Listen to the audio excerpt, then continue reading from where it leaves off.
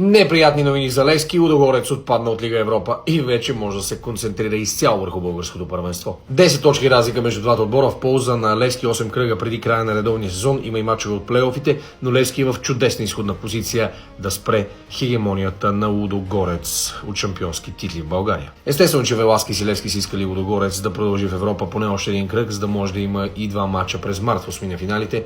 Това щеше да утежни още програмата на разградския отбор. Реално има да играят още 3 пъти помежду си, един път в редовния сезон и 2 пъти в плейофите. Унгарците бяха по-добри отбор. Лудогорец отстъпваше в много компоненти, въпреки че имаше съдийска грешка с игра с ръка, която съдиите не видяха при гола на Ференцварош за 2-0 в 30-та минута, но дори така да е, Лудогорец отстъпваше и не успя да надиграе своя съперник, въпреки че водеше с 2-1 след първия матч.